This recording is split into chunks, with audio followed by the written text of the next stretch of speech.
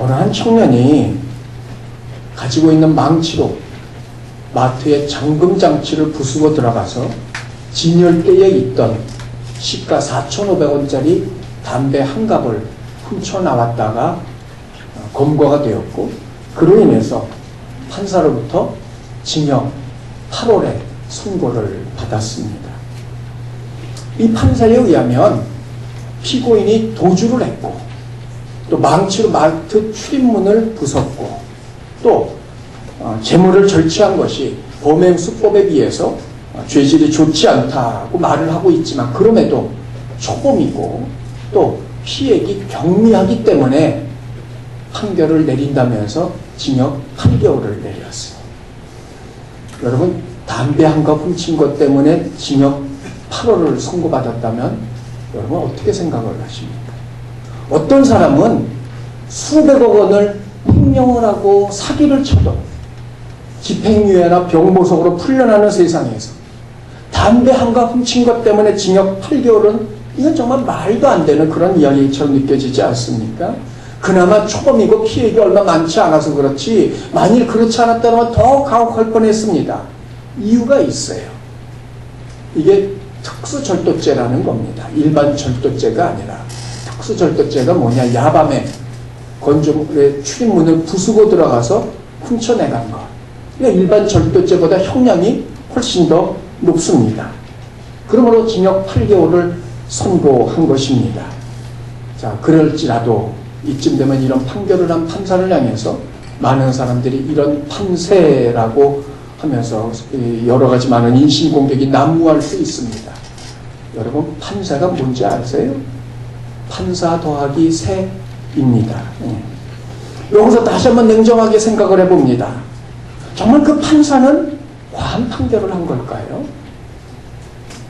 이 청년은 단순히 담배 한 갑 훔친 것이 아니라 특수절도죄였고, 그래서 형량이 높을 수밖에 없습니다. 그래도 우린 그게 아니라고 생각을 합니다. 왜냐하면 우리들은 법의 잣대보다는 심정적으로 먼저 동정이 가기 때문입니다.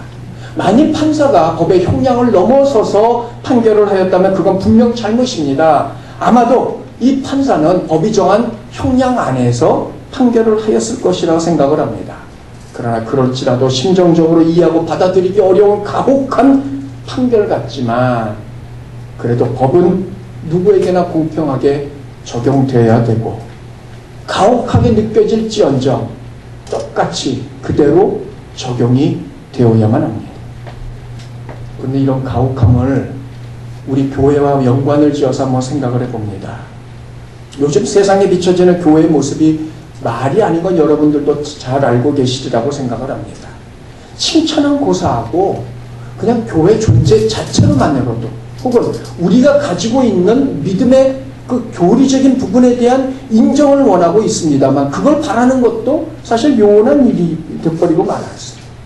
얼마 전 온라인 커뮤니티에 워마드라는 것이 있습니다. 혹시 들어보셨습니까? 워마드. 예, 이게 여성 우월주의를 주장하는 사람들이 모여서 만든 일종의 온라인 커뮤니티인데, 거기 사진과 같은 성체 훼손의 사진이 게시물이 올라왔던 적이 있습니다.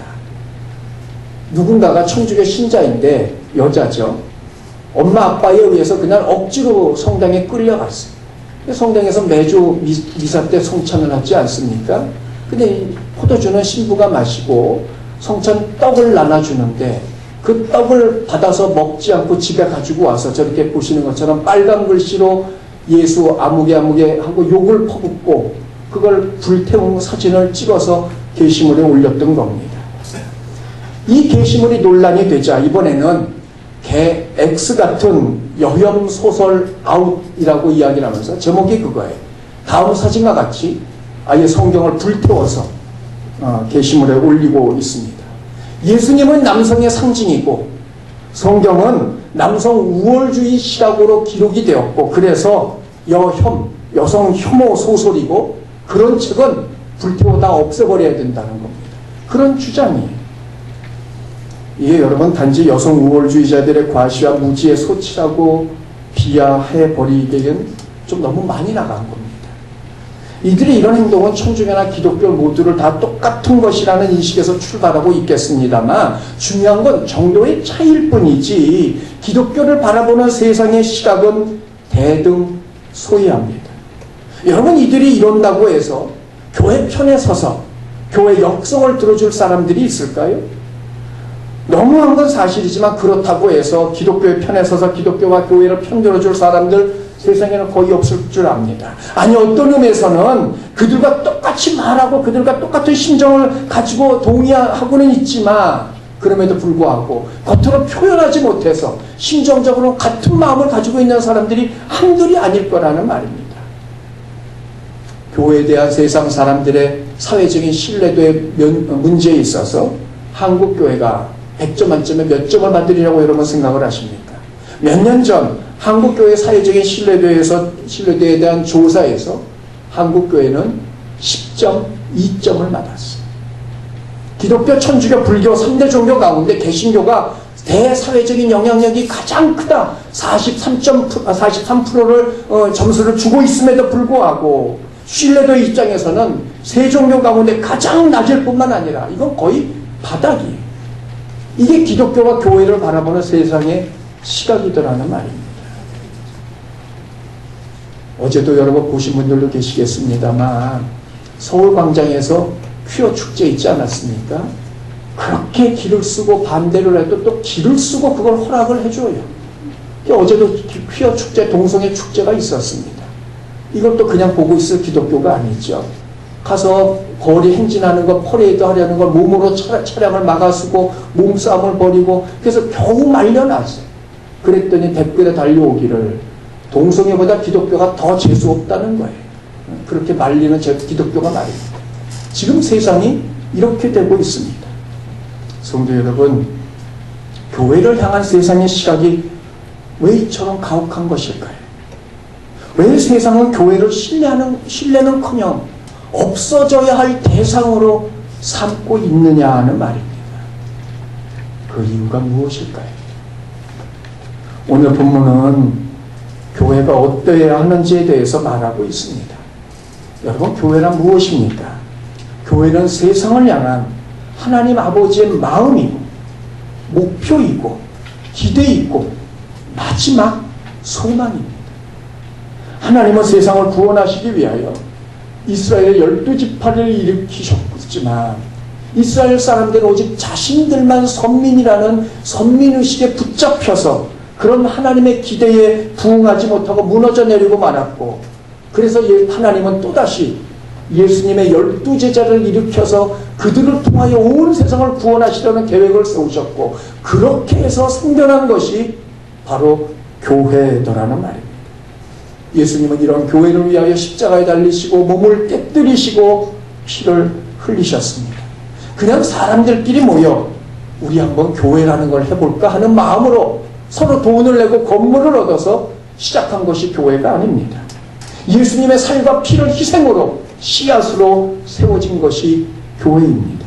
당연히 이 교회는 예수님만큼의 가치를 가지고 있습니다. 그리고 오늘 본문은 그런 가치를 지닌 교회의 모습이 무엇인지에 대해서 우리 가운데 말해주고 있습니다. 먼저 4절을 보세요. 하나님의 사랑하심을 받은 형제들아 너희를 택하심을 아노라 그랬어요. 바울이 말하는 형제들 너희들은 데살로니가 교회의 성도들이고 하나님께서는 이들을 택하셨다 말하고 있습니다. 여기서 이 택하심이라는 것은 과일 가게에 가서 쌓여져 있는 과일 가운데 내 마음에 드는 거 한 가지를 하나를 골라내는 것이 아니라 하나님의 특별한 목적과 일을 위하여 개인이나 공동체를 부르신 바로 그것을 택하심이라고 말하고 있는 겁니다. 그냥 나 혼자 구원받고 천국 가기 위해서 부르신 것이 아니라 나를 통해서 하나님의 특별한 일들, 특별히 세상을 향한 영혼을 향한 생명 살림에 쓰이기 위해서 나를 부르시고 선택을 하신 겁니다. 그리고 이런 선택과 택함은 늘 특별한 지위와 신분과 연관이 있고, 그래서 하나님의 택하심을 받은 사람들을 가리켜 말하기를 하나님의 백성이요 하나님의 자녀요 성도라고 부르고 있는 겁니다. 하나님은 데살로니가에 살고 있는 이들 가운데 어느 한 개인만 부르신 것이 아니라 교회라는 공동체로 이들을 부르셨고 그 결과 이들은 모여서 교회를 이루고 있습니다. 그 증거가 5절입니다. 우리 복음이 너희에게 말로만 이른 것이 아니라 또한 능력과 성령과 큰 확신으로 된 것이라. 하나님이 데살로니가에 살고 있는 이들 가운데 몇 사람을 교회로 부르신 것은 바울의 말의 설득에 의해서 이루어진 일이 아니라는 거예요. 이들은 바울과 실라와 디모데가 전한 복음을 들었습니다. 그런데 이들이 전한 복음을 가만히 들어보니 태어나서 생전 처음 들어보는 이야기들이에요. 당시에는 헬라 철학이 만연해 있었고 그래서 수많은 이야기들이 오고 가고 있었음에도 불구하고 예수라는 이에 대해서 또 그 예수라는 이가 한 일에 대해서 또 그 예수라는 이가 하나님의 아들 되심에 대해서 이들은 생전 처음 들었어요. 그럼에도 불구하고 자기 민족이 아닌 전혀 다른 이방 민족인 유대 민족 가운데 온 세상을 위한 구주가 나셨다는 것은 받아들일 수 없는 정말 말도 안 되는 그런 허무맹랑한 소리 같은 그런 순간에서도 그들은 그걸 믿음으로 받아들였더라는 말입니다. 6절을 보십시오. 너희는 많은 환난 가운데서 성령의 기쁨으로 말씀을 받아. 말씀을 받은 것은 자신들의 의지가 아니었습니다. 성령의 능력과 기쁨과 성령이 주시는 그런 확신 때문이었습니다. 데살로니가 성도들은 복음을 전해 들었고 전해 들은 그 복음의 말씀을 자신의 것으로 받아들였습니다. 그 결과입니다. 6절 하반절 보세요. 우리와 주를 본받는 자가 되었다는 겁니다. 본받는다. 여기서 이 본이라는 단어는 망치에 어떤 모양을 새겨서 두드렸을 때 나타나는 그 모양 혹은 동전을 만들기 위한 그 틀 등을 말하는 것으로 한마디로 말하면 원본 그대로라는 뜻입니다. 똑같이 그게 본이에요. 그런데 데살로니가 교회는 주를 그렇게 본받았다라는 말입니다. 주님의 성품, 주님의 생각, 주님의 행동, 주님의 의지, 주님이 하시고자 하는 그 일들 그런 것들을 닮아가고 있었습니다. 중요한 건 이들 가운데 어느 누구도 주님을 직접 만나 배웠거나 주님의 가르침을 들었거나 주님의 말씀을 들은 자가 아무도 없다는 겁니다. 그럼에도 불구하고 이들은 주님을 본받고 있는데 그 이유는 그 주님을 전해준 우리 즉 바울과 실라와 디모데를 보고서 그들 안에 계시는 주님을 보았기 때문입니다.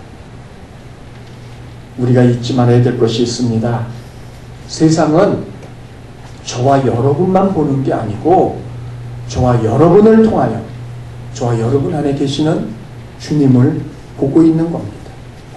나로 인하여 누군가가 주를 발견하고 구원에 이른다면 그건 영광스러운 일입니다. 그리고 주께로부터 칭찬을 들을 만한 그런 일입니다. 그러나 나를 통해서 발견하고 본 예수가 굳이 자신의 삶을 포기하며 섬겨야 할 리가 아니라고 느껴진다면 그래서 전해진 예수를 거부하고 자신의 죄 가운데 그의 생을 마감한다면 그 영혼의 핏값을 누가 지불해야 될까요? 에스겔서 33장 8절 보십시오. 가령 내가 악인에게 이르기를 악인아 너는 반드시 죽으리라 하였다 하자. 내가 그 악인에게 말로 경고하여서 그의 길에서 떠나게 하지 아니하면 그 악인은 자기 죄에서 죽으려니와 내가 그의 피를 내 손에서 찾을 것이다. 악인을 구원하기 위해서 너를 보냈는데 너로 말미암아 그가 주님을 발견하고 주 앞에 돌아오지 않는다며 그래서 죄 가운데 죽는다며 그의 핏값을 내 손에서 찾을 것이라 주께서 말씀하고 계십니다. 하나님이 우리를 부르신 것은 나를 제외한 또 다른 죄인들을 구원하기 위함인데 말이든 행동이든 우리로 말미암아 누군가 자신의 죄를 안고 그대로 죽는다면 그 핏값을 우리에게 물으실 것을 말씀하고 있습니다. 우리가 믿는 자로서 하나님의 부탁을 받은 자들로서 주님을 닮아가는 자로서 살아야 되는 이유 가운데 하나가 바로 이것입니다. 그래서 7절을 보십시오. 그러므로 너희가 마게도냐와 아가야에 있는 모든 믿는 자의 본이 되었느니라. 자, 여러분 다음 지도를 한번 보세요. 데살로니가가 보이시죠? 빨간색으로 동그라미 친 곳. 그 아래 위로 보면 마게도냐가 있고 아래에 아가야가 있습니다. 근데 이 마게도냐와 아가야가 어디냐? 지금으로 말하면 그리스 전역입니다. 그런데 데살로니가라는 이 도시는 그리스 전역의 한 도시였어요. 그런데도 그 도시에 있는 믿는 사람들에 대한 소문이 온 그리스 전역으로 퍼져나갔더라는 말입니다. 나아가 8절을 보십시오. 주의 말씀이 너희에게뿐만 아니라 또 마가도냐와 아가에 들릴 뿐만 아니라 너희의 믿음의 소문이 각처에 퍼짐으로, 각처, 이것은 그리스도를 믿는 성도들이 있는 곳이라면 어느 곳이나라는 그런 의미입니다. 그리스도를 넘어서서 심지어 로마에까지 혹은 그 이상에까지 예수 믿는 자들이 있는 곳이라면 이 데살로니가 교회 성도들의 믿음의 모습이 퍼져나갔던 겁니다. 그러므로 이들의 믿음에 대해서 바울이 말합니다. 우리는 아무 말도 할 것이 없노라. 더 이상 말할 것도 손댈 것도 없다는 겁니다. 그런데 이들의 이러한 믿음의 이야기를 전해준 이들이 있습니다. 9절을 보십시오. 이들이 구체적으로 누군지는 말하고 있지 않습니다만 크게 두 가지입니다. 바울에게 데살로니가의 성도들의 그 믿음의 소식을 전해준 자들인데, 그들은 데살로니가 지역을 거쳐서 왔던 여행객들일 수도 있고요. 아니면 이들의 소문을 들었던 또 다른 지역의 그리스도인들일 수도 있습니다. 근데 중요한 건 그들이 누구든 한결같이 하는 말이 있더라는 겁니다. 그걸 보세요. 그들이 스스로 말하기를. 데살로니가 교회 성도들의 믿음에 대해서 바울이 묻지도 않았는데 먼저 와서 그 이야기를 쏟아놓고 있더라는 말입니다. 언제가 제가 버스를 타고 가는데 마침 밖에서는 무슨 촬영 중에 있었고, 저는 못 보았는데 제 앞에 있는 어떤 사람이 촬영장에 있던 어떤 연기자를 보았던 모양인 것 같습니다. 그러더니 바로 전화기를 꺼내서 누군가에게 전화를 해서 하는 말이 나 아무개 봤다 였어요. 제가 바로 뒤에 제가 듣지 않겠습니까? 그냥 여러분 생각해 보세요. 아니 누가 물었습니까? 그걸 봤는지 말입니다. 누구 보고든 얘기해달라고 누군가가 부탁을 했겠어요? 자기가 본 건 아무도 묻지 않았는데 먼저 전화를 해서 누구를 봤다고 이야기하는 겁니다. 바로 그거라는 겁니다. 묻지도 않은 데살로니가의 성도들의 이야기를 자신들이 먼저 끄집어내는 것은 그만큼 그들이 본 데살로니가 교회 성도들의 믿음의 모습은 인상적이었고 충격적이었더라는 겁니다. 그러면 이들이 본 데살로니가 교회 성도들의 인상적이고 충격적인 모습은 무엇일까요? 오늘 본문 9절부터 10절에 네 가지를 말하고 있습니다. 그 가운데 먼저 9절 우리 다 함께 전체를 읽습니다. 시작. 그들이 우리에 대하여 스스로 말하기를 우리가 어떻게 너희 가운데 들어갔는지와 너희가 어떻게 우상을 버리고 하나님께로 돌아와서 살아계시고 참되신 하나님을 섬기는지와. 데살로니가 교회 성도들의 모습 첫 번째는 바울의 일행을 맞이한 겁니다. 우리가 어떻게 너희 가운데 들어갔는지와.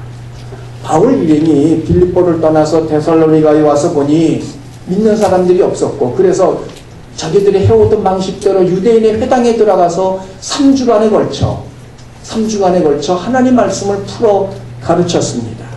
그리스도께서 해를 받고 죽으신 것과 다시 살아나신 것과 그 그리스도가 예수라는 것을 성경을 풀어서 가르쳤고, 그 결과 많은 헬라인들이 복음을 받아들이고 바울과 실라를 따르는 제자가 되었습니다.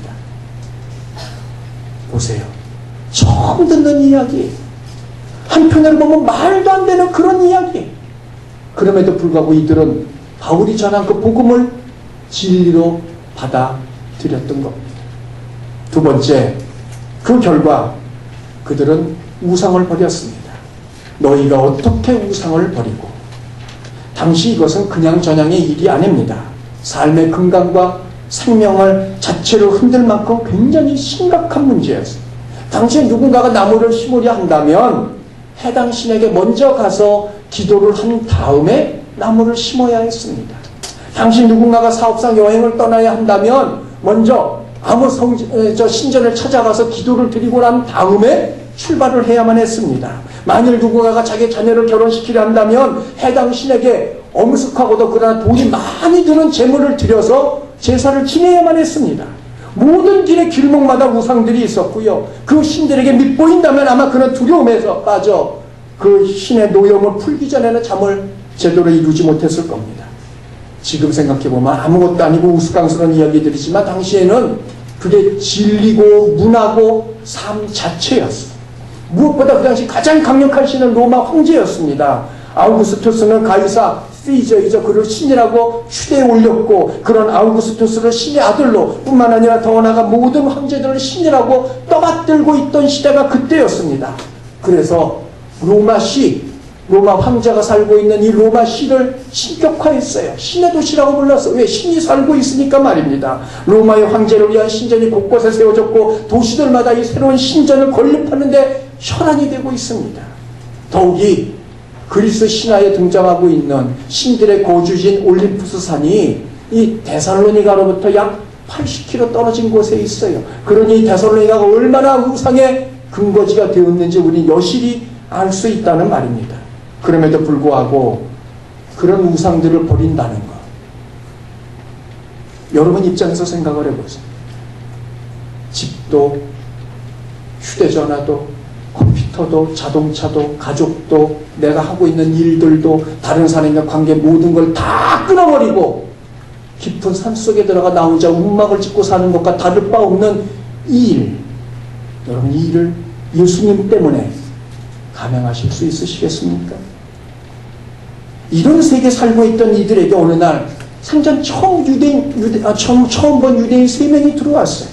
그들은 세상에서 참 하나님이 한 분 계시고 그분에게는 아들이 있는데 하나님은 그 아들을 세상을 위하여 모든 사람을 위하여 죽게 하시고 다시 살리셨고, 그런데 그분이 바로 예수님이라고 소개를 하고 있습니다. 이 말을 들은 데살로니가의 많은 이들은 지금까지 자신들이 참 진리요 참 신이라고 믿었던 그 모든 우상들을 버려버리고 대신 오직 예수님만을 자신들의 구주요 하나님으로 받아들였던 겁니다.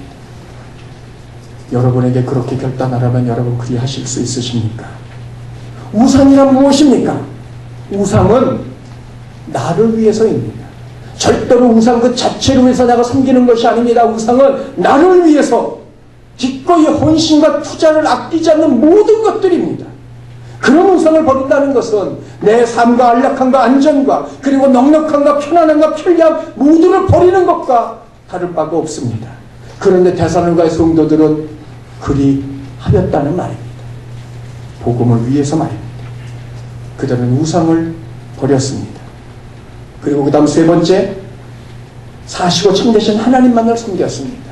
사시고 살아계시고 참되신 하나님을 섬기는 지와 데살로니가 성도들은 복음을 받으면서 우상은 죽은 것이고 실제가 아님을 알았습니다. 그 결과 대신 하나님만이 살아계신 분이고 실제이심을 그들이 믿었습니다. 중요한 건 그런 깨달음의 결과로 그들이 하나님을 섬긴 거예요. 여기서 섬긴다는 말은 종이 된다는 이야기입니다. 여러분 아시죠? 그 당시에 종이 어떤 존재인지를 말입니다. 오직 주인을 위해서, 주인만을 위해서 존재하는 존재가 종입니다. 죽으라면 죽어야 되고요. 하라면 해야 되고요. 그렇게 일하면서도 아무런 대가를 얻을 수 없는 이가 종이었어요. 그런데 데살로니가 성도들은 하나님을 위하여 스스로 그런 하나님의 종이 되기로 작정한 겁니다. 오직 주만을 위해서 살기로 결단한 겁니다. 이제까지 자신을 위해서 살았습니다.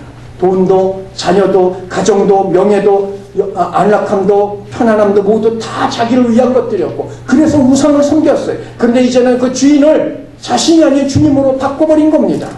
주님이 주인이 되셨어요.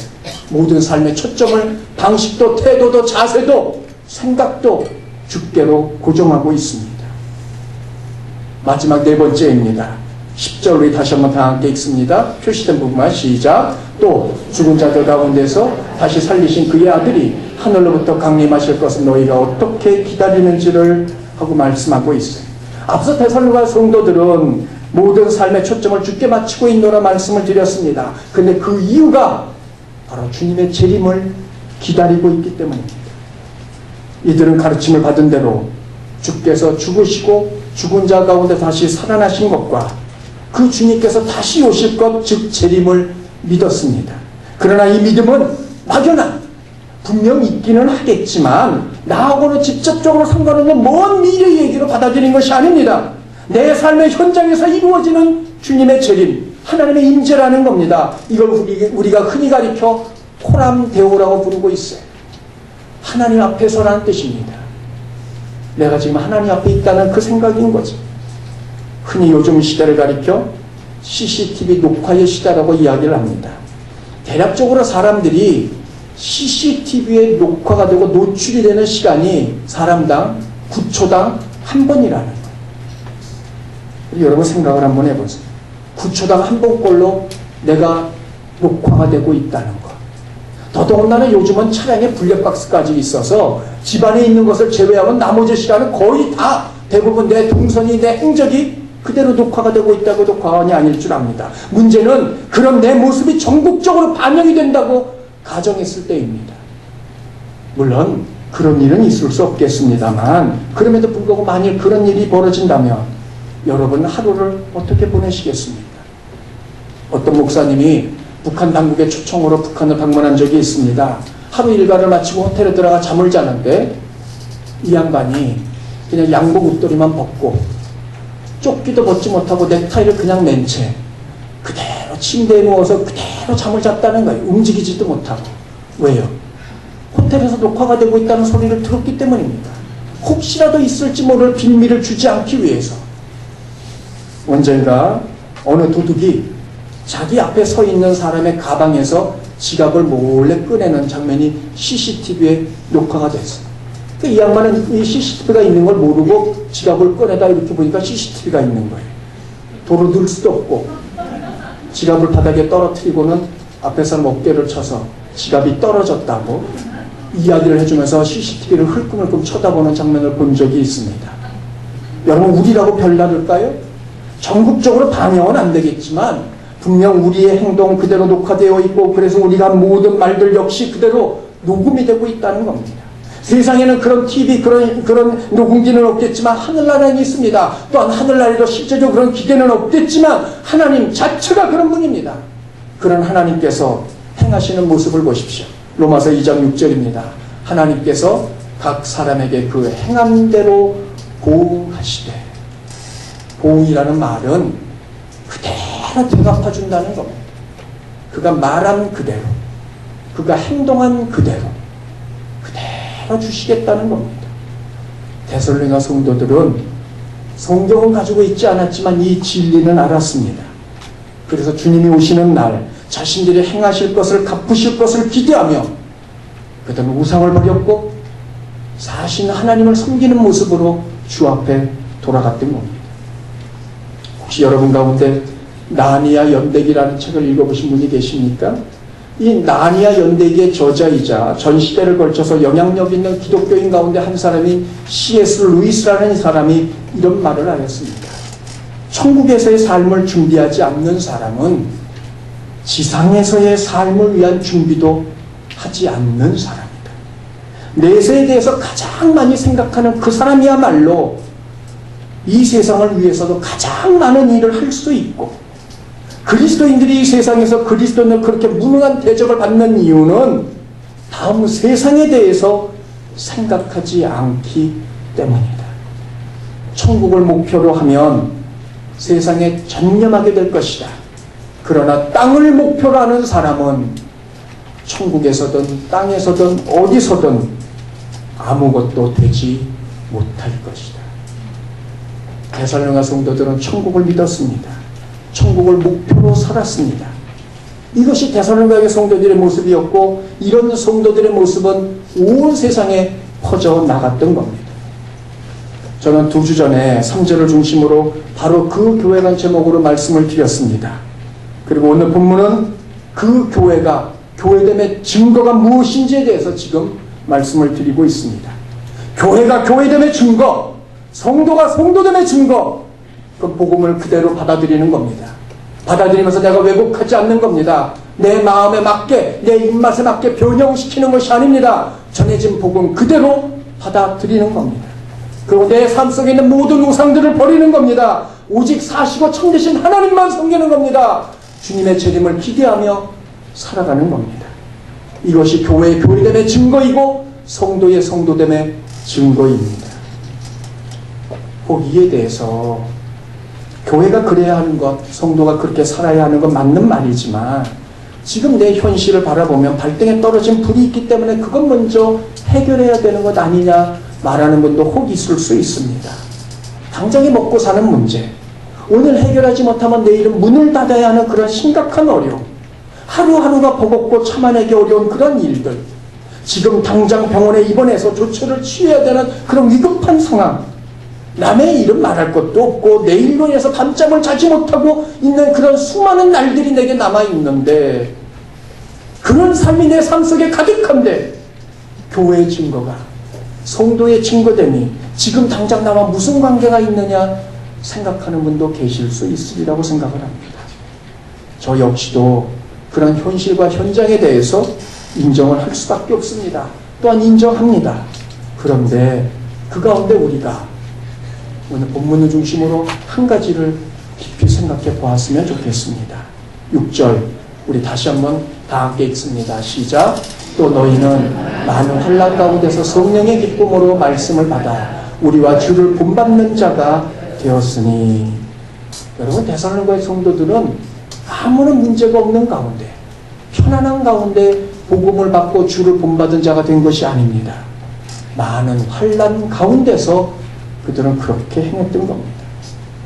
당시 다른 종교를 개종시키는 것은 조상들의 종교로부터 멀어지게 떨어져 나가게 하는 것이었기 때문에 비난의 화살이 되고 받고 나였습니다. 그러나 그럼에도 불구하고 그 당시 데살로니가 교회에는 자신들이 섬기고 있는 그런 신들 외에 이방의 또 다른 신들까지도 섬기는데 대단히 관대했더라는 말입니다. 심지어는 이집트에 있는 신까지도 끌어와서 그들은 섬기고 있습니다. 그러나 하나님과 예수님에 대해서만큼은 달랐어요. 바울이 데살로니가에서 가르친 것은 일반 거리나 시장이 아니었습니다. 그들이 가르친 것은 유대인의 회당이었고, 거기서 가르칠 때 많은 헬라인들이 바울이 전한 복음을 듣고 예수님을 영접을 하고 있습니다. 여러분, 이건 뭘 의미하는 것일까요? 많은 헬라인들 자기들 말로 스스로 유대인의 회당에 찾아왔다는 이야기입니다. 그건 그들이 유대 교인들이었을 가능성이 높다는 이야기입니다. 결국 다시 말하면 유대인들은 자신들의 신자를 빼앗아간 것에 대해서 분노하였고, 그래서 바울이 이런 걸 모함한 것이었고, 그렇게 바울의 말을 듣고 유대교를 배신하고 떨어져 나간 사람들을 바라보며 분노하여 그들에게 핍박을 가했던 겁니다. 그러나 그냥 정량의 어려움이 아닙니다. 많은 환난, 살아가면서 겪게 되는 그런 자잘한 어려움이 아니라 삶의 생명과 근간을 흔들 만큼 심각하고도 막대한 타격을 입히는 어려움이었습니다. 흔히 우리말 가운데 소나기는 피하고 보자는 말이 있습니다. 그러나 주목할 것은 데살로니가 교회 성도들은 그런 환난 가운데서도 복음을 받아들였고 주를 본받았습니다. 이들에게 있어서 발등의 불이라고 이야기할 수 있는 것, 지금 자신들이 직면하고 있는 환난이었을 겁니다. 그러나 그들은 그 발등의 불을 먼저 끄려 하지 않았고 오히려 복음으로 인한 환난임에서도 불구하고 그들은 복음을 받아들였고 주를 본받는 자들이 되었습니다. 당장의 어려움이 아닌 이웃과 주님의 일에 먼저 집중한 것입니다. 그런 사람 가운데 하나가 영국에서 노예 무역을 폐지하는데 선봉에 서고 마침내 그 일을 이루어냈던 월리엄 월버포스라는 사람입니다. 그는 부유한 부모의 떼서 태어나고 자라서 세상의 어려움이 뭔지 모르게 곱게 자란 사람이었고, 좋은 교육을 받아서 이미 20대 초반에 영국의 국회의원으로 당선이 되었던 사람입니다. 그래서 일찍부터 출세가도를 달리고 있던 월버포스의 모든 관심은 세상에서의 즐거움이었고 사람들의 인정이었어요. 그런데 어느 날 친구로부터 전도를 받고 회심에 이르게 되어졌고, 노예선의 선장이었다가 회심하여서 성공의 목사가 된, 우리가 잘 알고 있는 찬송가 305장 나 같은 죄인 살리신 그 찬양을 작사한 존 뉴턴 목사를 만나 노예들의 비참한 상황을 알게 되면서 남은 인생을 노예 무역 폐지에 투자하고 있습니다. 노예 무역의 무당성과 폐지를 부르짖었지만 돌아오는 건 반대와 조롱뿐이었습니다. 당시 노예 무역은 엄청난 부의 원천이었습니다.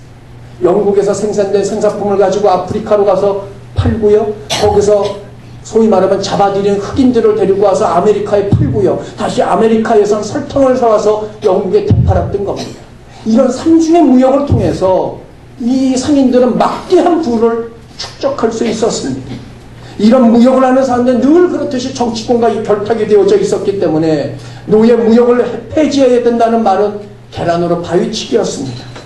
노예 무역을 그만두고 나면 그 틈을 틈타서 프랑스나 혹은 스페인이나 네덜란드 등이 치고 올라갈 것이고, 그럴수록 영국의 국력은 악화될 것이고, 자, 이런 논리로 그들이 이 노예 무역의 폐지를 반대하고 나섰어요. 일반 대중들 역시 매일 아침 자기들이 먹는 차 한 잔에 넣는 그 설탕 한 숟갈이 오지 않을 것이 더 큰 문제였고, 흑인들이 노예가 돼서 살아가는 것은 아랑곳하지 않았더라는 말입니다. 이런 일들로 인해서 인신공격은 말할 것도 없고, 그렇게 당신 그걸 주장하다가는 언젠가는 당신 국회의원에서 떨어질 것이라는 협박도 있었고, 매국노라는 누명과 함께 더불어 심지어는 살해의 협박까지도 당했습니다. 그럼에도 이런 월버퍼스에게 당장의 갈등의 불이라면 그에게 가해지고 있던 모든 노회와 위협과 협박으로부터 벗어나는 일이었을 겁니다. 그런 상황에서 이 일을 계속해 나간다는 것은 결코 쉽지 않은 일이었어. 당시 상류사회에서 기독교는 품위를 유지하기 위한 교양 이상의 것으로 간주되지 않는 그런 때였습니다. 이 같은 상황에서 1787년 10월 28일 그는 자기 일기에 이렇게 씁니다. 전능하신 하나님께서 내게 두 가지 목표를 주셨는데, 하나는 노예 무역의 폐지요, 또 하나는 관습의 폐지다. 그 결과 그는 온갖 중상모략과 암살의 위협 속에서도 국회의원들을 상대로 싸워갔고, 마침내 50년 만에 노예 무역의 폐지를 이루어내는 쾌거를 이루었던 겁니다. 한 연약한 인간이 막강한 힘을 가진 국회의원들과 또 막대한 자본을 가진 무역상들을 상대로 온갖 위협과 반대를 무릅쓰면서 이 일을 이루어낼 수 있었던 원동력을 그는 그의 책의 한 대목에서 이렇게 소개하고 있습니다. 참 성도라면 참 성도의 특징을 총괄적으로 표현해주는 한마디가 있으니, 그리스도인들은 자신들이 보는 것에 의해서 사는 존재가 아니라 자신들이 믿는 것에 의해서 사는 존재들이다. 성도들은 자신들이 보는 것에 의해서 사는 존재가 아니라 자신들이 믿는 것에 의해서 사는 존재들이다. 이 말의 의미는 단순히 그리스도인들이 내세의 상급과 심판의 교리를 굳게 믿는 의무감이 아니라 성경에 계시된 대로 보이지 않는 천국에 대한 위대한 믿음의 진리 때문이다. 천국이 있기에 믿음을 따라 산다는 말입니다. 사랑하는 성도 여러분, 그는 임종을 앞두고 마지막 이런 말을 하였습니다. 나로 하여금 영국이 매년 노예 무역을 통해서 얻게 되어지는 2천만 파운드의 돈을 포기하는 것을 보고 죽게 하시니 감사할 따름이다. 그 말을 마치고 그는 하나님께로 돌아갔습니다. 여러분, 그러면 그것이 그에게 베푸신 하나님의 전부일까요? 그는 온갖 중상모략과 살해 위협과 비난 속에서도 영국 국회의원들 가운데 가장 최다선, 가장 많이 국회의원에 당선된 사람이 될 수 있었고요. 그런 그 사람을 바라보며 영국 국회의원들 가운데 3분의 1이 형식적인 그리스도인이 아니라 복음적인 그리스도인으로 변화가 되었다는 겁니다. 국회의원들만 변화가 된 것일까요? 아니에요. 그들의 가족들까지 구원에 이르게 되었다는 말입니다. 여러분, 아브라함은 이삭을 번제로 바치라는 그 시험을 통과하였을 때 하나님으로부터 이제야 내가 나를 경외하는 줄 알겠다 말씀을 하고 계십니다.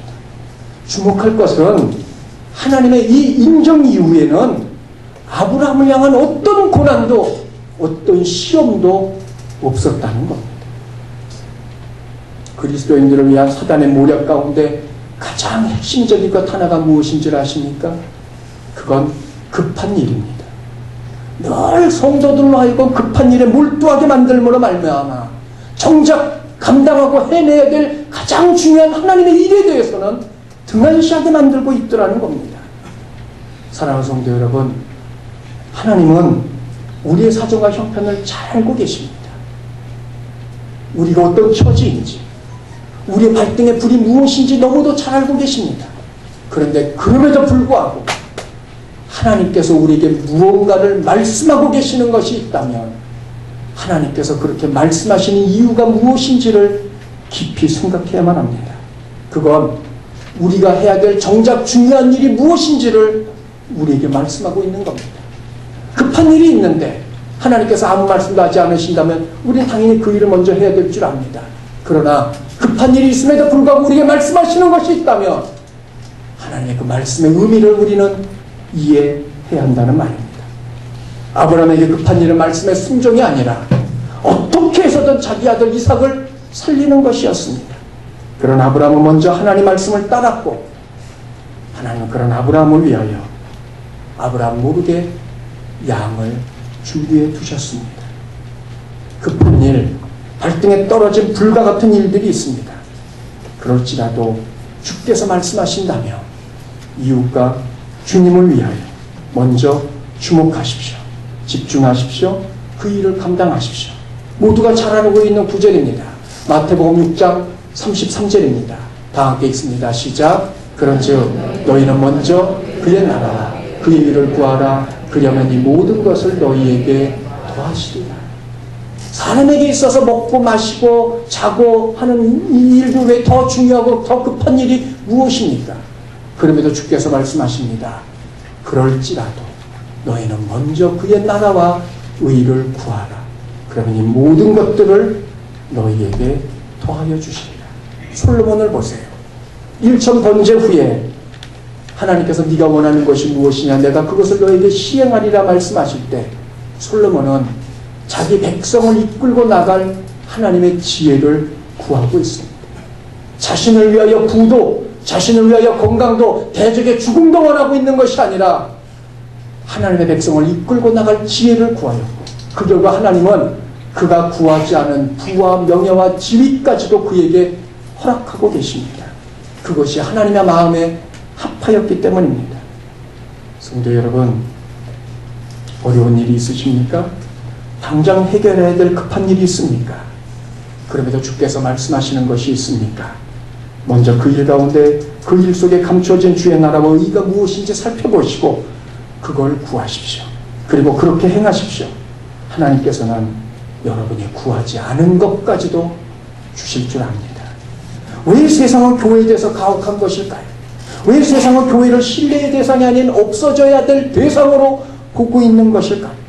교회가 교회로서의 역할을 하지 못하기 때문에 복음을 받아들이지 않고 있고 교회 자체가 우상을 섬기고 있고 교회 자체가 사시고 살아계신 하나님을 섬기는 것이 아니라 자기와 자기 욕심을 섬기고 있고 주님의 재림을 기다리지 않고 있기에 세상은 교회를 바라보며 그 교회를 교회로서 인정하고 있지 않는 것은 아닐런지요.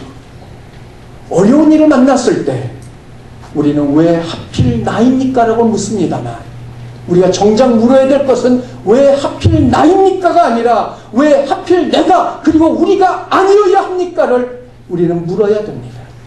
왜 하필 이때입니까를 묻지 말고 왜 하필 이때가 아니어야 합니까를 우리는 물어야 합니다. 이 질문을 하는 이들이 참 성도고 이 질문을 하는 교회가 참 교회입니다. 자신의 발등에 불이 있을지라도 주께서 말씀하시는 것이 있다면 환난 가운데서도 주의 복음에 합당한 모습으로 살아가고 있기 때문입니다. 급한 일이 있음에도 말씀하시는 것이 있습니까? 여러분, 하나님의 능력과 은혜를 힘입을 기회임을 놓치지 마십시오. 그 일을 말씀하실 때는 우리들이 충분히 감당할 수 있다는 하나님의 인정을 먼저 전제 조건으로 우리에게 말씀하고 계시는 겁니다. 그리고 그 일에 충성하면 하나님은 우리를 위하여 우리가 생각지도 못했던 것들을 더하여 주실 것입니다. 하나님의 섭리와 뜻이 있음을 믿는 자는 어려운 가운데도 믿음 가운데 거하며 이웃과 주를 위하여 맡기신 일들을 행해 나갑니다. 그리고 그건 우리의 일입니다. 그러면 주께서는 우리를 위하여 당신의 일을 행해 주실 것입니다. 그리고 그렇게 우리가 살아갈 때 이 세상은 저와 여러분을 향하여 우리 바울의 교회를 향하여 참 성도요 참 교회라는 인정을 하게 될 줄 압니다. 바라는 것은 그렇게 살아가는 저와 여러분, 하나님의 일에 먼저 앞장설 수 있는 저와 여러분, 그리함으로 참된 성도, 참된 교회라는 인정을 얻을 수 있는 저와 여러분 다 되시기를 주님의 이름으로 소원합니다.